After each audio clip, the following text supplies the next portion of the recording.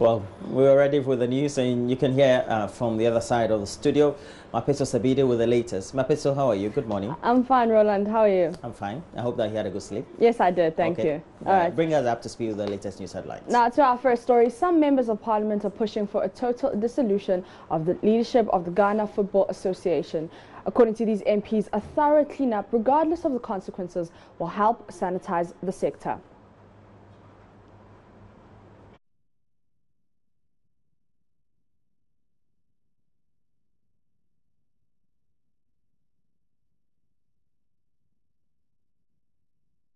GFA has been on the radar of every Ghanaian, from President Kufuor's time, President Mills' time.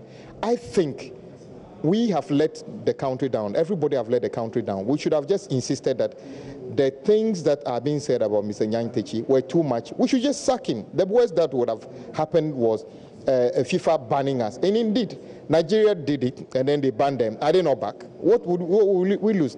I think this is the opportunity for us to put the boot into FIFA. That's a FIFA, GFA, get the whole thing reorganized so that we can monitor what is going on. Currently, FIFA the GFA issue is a problem for all of us. If you are even not a lover of this country, you've heard so much about the FA and the handling of soccer in this country. Unless you don't listen to any radio, you don't watch any TV. And I remember very well, there was this guy in your stable, Countryman Zongo or something. I mean, hardcore critic of Kwesi Nyantechi's administration. And so if you listen to some of the things he said, what is coming out will not surprise you at all. I'm also not surprised. In most cases, he came to defend himself as required, but whether the defense was adequate or not, this evidence makes whatever attempt that is made to defend himself somehow useless. Well, the allegation has always been on. The football journalist or the sports journalist has always been mentioning Kwesi Nyantechi. Well, I know he ought to have been careful in most of his dealings because the name Kwesi Nyantechi has been on the wrong mouth of most of the sports journalists. But as to whether this will bring the end of Kwesi Nyantechi is another thing. Because specifically when you look at this particular matter, it doesn't actually relate directly to even his profession as a FA president. Probably is another angle of trying to woo investors into the country. So the game of all what we are doing is evidence. I mean, let's try and see that indeed there's enough evidence to show that Kwesi Nyantechi is doing things wrong. Meanwhile, the Youth and Sports Committee of Parliament wants swift and stiffer punishment for all those found culpable in the yet-to-be-released investigative piece by Anas Amaya Anas. Now, the committee's chairman, Alex Kofi Ajakum, tells JoyNews the country has a good opportunity to demonstrate to the world its commitment to uprooting corruption. This particular action by the president settles that thing, that no institution, whether public or private, can hide behind and say that, hey, we are independent, whatever it is. Number two, in recent times, the image of Ghana has been sunk. From Brazil issues up till date, you and I know better. And so this current issue will be a yardstick that the international community will measure Ghana as far as dealing with corruption-related issues are concerned. Like I've always said, you can never prevent the birds of the sky flying over your head. But when a particular bird decides to come and make a nest on your head, that one you can be shaking your head. You know, I agree. In the same way, the president cannot say that, hey, I have taken over the reins of administration. There's going to be zero corruption issues. But when they do happen, and you are able to establish some kind of prima facie case, and the political will and measures that will be taken to deal with it and punish the culprit, that is how people will take you serious or not. And so this is also an issue to prove to the international community. Yes, Don't go here, our people. Don't do this, they have done. But what have you done about it? And that will also be an image-saving kind of thing for us. Water, they say, is life, but what happens when you have no choice but to consume untreated water polluted with chemicals? This is the plight of some residents at Ayakuche at Suhum in the eastern region. But that situation is set to change following the installation of water treatment plants in the area by Guinness Ghana Limited. Patricia Osei visited the area and reports. Maxwell is a national service personnel here at Ayakuche. He teaches at one of the basic schools here. He says he drinks bottled or sachet water due to the strong chemicals he smells from the pipe-borne water in the community. I think the treatment, there's some stench in the treatment which makes it difficult for you to drink. So most of the time we rely on the pure water and the sachet water. But I think most of the natives here, they are able to drink it. But at times we are not from here. At times it's difficult for us to drink. Maxwell is not the only one. Seidu has been living in this community all his life. Though the Ghana Water Company Limited supplies him water, he says water from his tap has an unusual taste. Sadly for him, he has no means to treat it before use. We largely depend on borehole water in this community. Some even fetch from hand-dug wells, which I think is not that wholesome. I tasted the water and I saw the difference between what I'm using from this. This one tastes better.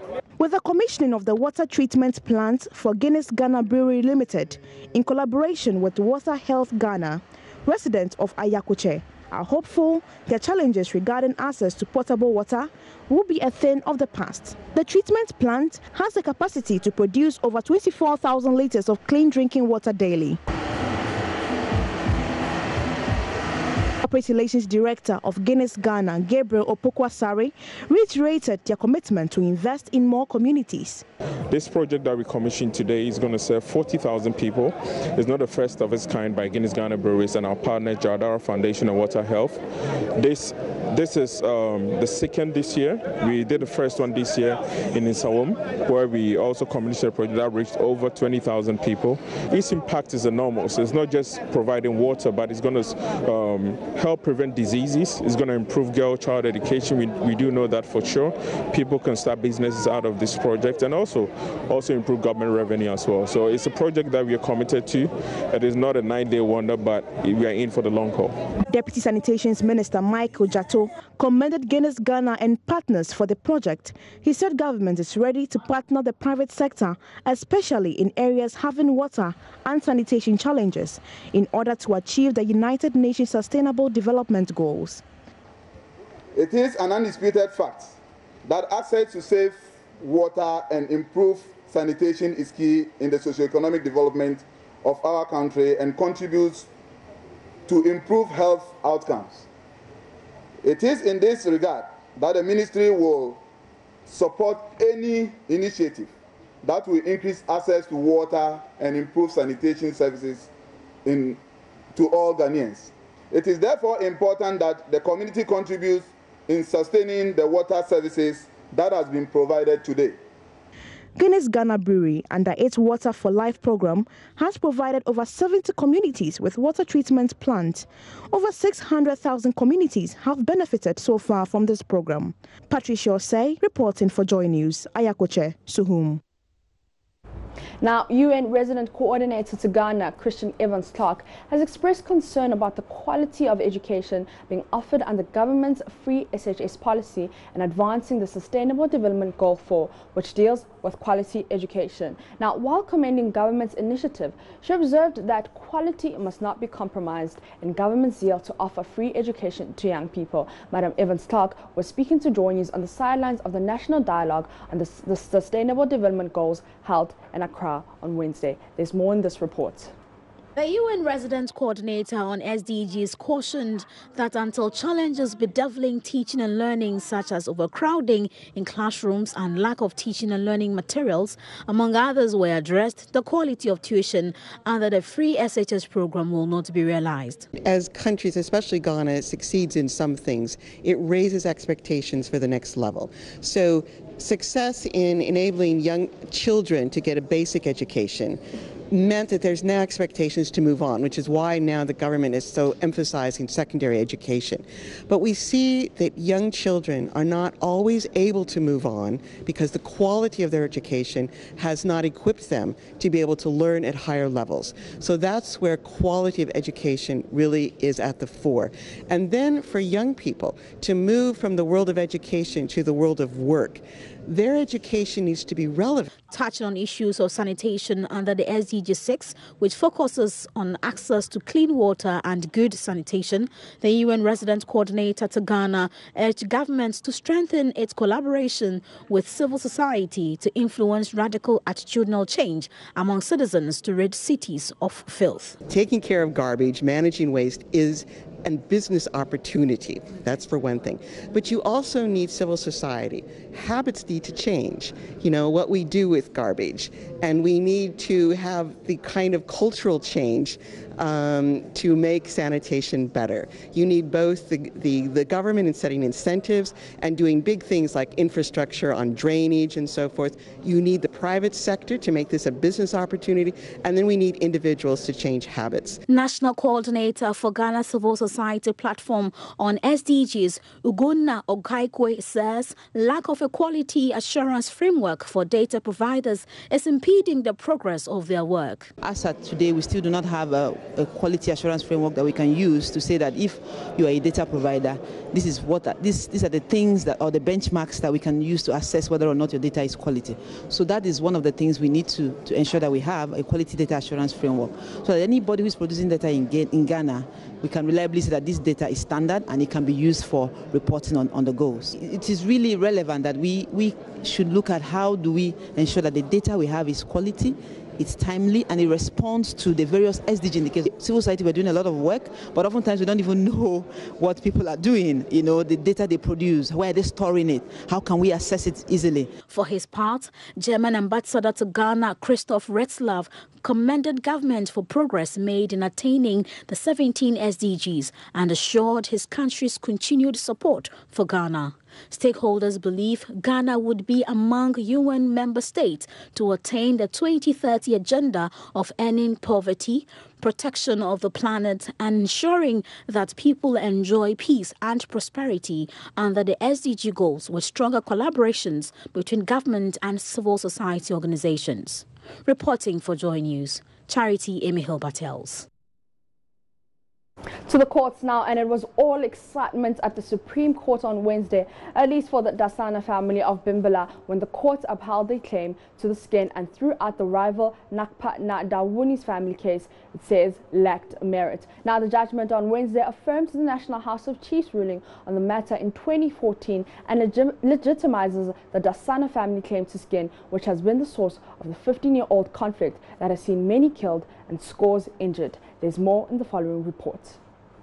The many who had thronged the Supreme Court premises awaiting the decision of the court were simply anxious.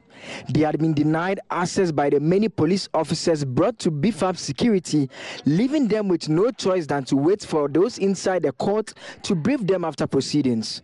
The 5-member panel had Justices Puaman, Enin Yeboah, Yawapel, Bafo Boni, with Julius Ansah presiding.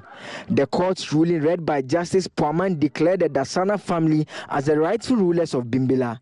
The court described the claim to the throne by the Nakpa Na Dawuni family as lacking merit. It also stated that the claim by the Dawuni family that the head of the Council of Kingmakers, Joanna, decides who rules has no basis. Justice Puaman said the nomination and subsequent enskinment of Nakpa Na Dawuni was invalid. On the nomination and enskinment of Na and Dani Dasana, the court declared it as valid, rendering the Dasana family legitimate rulers of Bimbala. The many awaiting a judgment outside the court jubilated after news of the decision had trickled to them.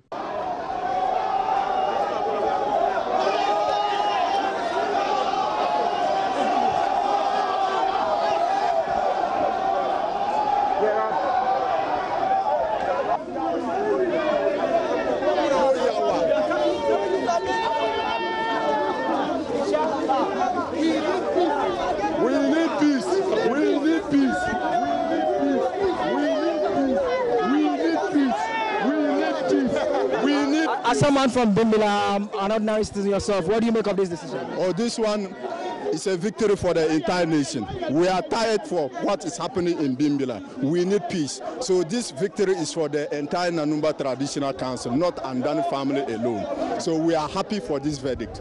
Inshallah, we thank everybody for coming here to witness this remarkable day for the people of Nanu and then the entire nation. So it's all jubilation here at the Supreme Court premises as the court has ruled in favor of the Dassana family, and they are in all excitement. They are walking, they've staged camp, they are right here at the premises. We can take a listen to some of them. Already we have won it, so we are needing peace. We don't want any problem in Bimbilla, so we need peace. Thank you very much. We need peace. Spokesperson of the Dassana family tells JoyNews they are committed to working with the Nakpana family to build Bimbilla. This victory is actually a victory not only for us as Andani supporters, it's a victory one for Gbomayili because Nakpana was also coming from the Gbomayili. In fact, it's a victory for Nanung, and it has set a very indelible record for us as Nanumbers to understand the fact that we need to solve our issues using the existing customs and tradition instead of dragging ourselves all the way from these levels up to Supreme Court. I mean, that is unacceptable per our custom. We could have equally limited it to where we started, and the same truth as we have gotten it now could have been used to work with it.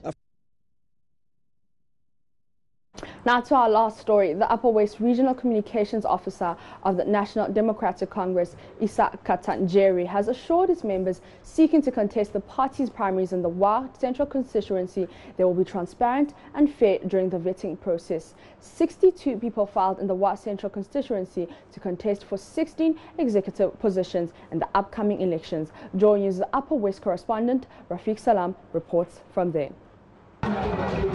Since the electoral defeat of the National Democratic Congress in the 2016 general election, the party has put in several strategies to reorganize the party for the next general election in 2020. This they started with unity walks across the various regions in the country to ginger and energize especially the grassroots support base of the party. Another key component of the reorganization of the party is the holding of branches, constituency, regional and national executive elections. With the branch executive elections over, 62 persons filed their names to contest for 16 executive positions in the Wa Central constituency. Nat Hostel, venue for the vetting of the various aspirants, was replete with sea of supporters of the various aspirants, some clad in party t-shirts and paraphernalia. The supporters trooped in their numbers to the venue to cheer up their candidates. Others sat anxiously in groups while their favorite candidates took their turns at the vetting. A 3-member vetting committee led by NDC Upper West Region's Communications Officer Isa Kantajere will decide the fate of the 62 aspirants. It is not as if we are here to witch hunt or to victimize anybody. We are here to perform our party's constitutional mandate, and that is exactly what we are doing. We are being fair to all aspirants, and we are giving all of them an equal playing ground, so that at the end of it all, if you sail through, you sail through based on your competencies. If you fail to sail through, you fail to sail through based on your inability to answer the questions that were asked. Isa Kantajari is of the belief that with the current excruciating poverty and hardship Ghanaians have been subjected to by the MPP government, he has no doubt that Ghanaians will return the NDC to power in the 2020 polls. I'm quite optimistic that the party is going to win back power come 2020 based on the hardships that people are going through, based on the deception that this government is churning out. And I'm quite optimistic that per what we were able to do when we were in power for the past 8 years, Ghanaians will entrust the mandate of this country into our hands. Some of the aspirants also spoke to JoyNews after the vetting. I can win because I'm a youthful person, and now we need somebody who can move both ups and down. Tough. Then somebody said you fear delegates. If not, I feel I can win. Reporting for JoyNews, Rafiq Salam. Wow.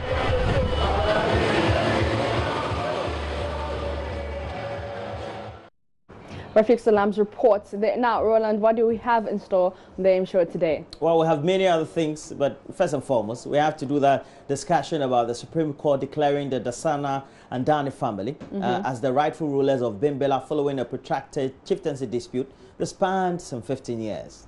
And the Joy Business Health and Wellness Trade Show starts today at the Accra Digital Center at 11 a.m. But we'll be going there at 8 a.m. around there. Yeah, definitely. And during the show, you'll get to know, for example, your health status, what's good for you and what's not. Most importantly, you also find out about options to fund your healthcare needs.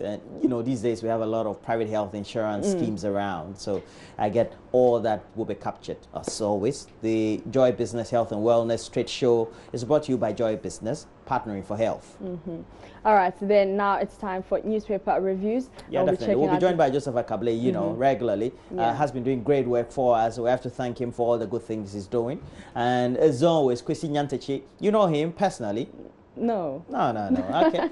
But at least now you're closer to him. He's occupying the front pages, the various platforms and the mainstream media platforms. So that's a good one. His story is still dominating the media, and we'll be discussing him as we review the newspapers, the front and back pages, and then we go to myjoyonline.com and the other news portals. And remember to stay interactive with us on Facebook and Twitter. We are JoyNews on TV. We've got live tweets, and we're also streaming live on Facebook, so stay tuned. Definitely. We're taking a break. We'll be right back.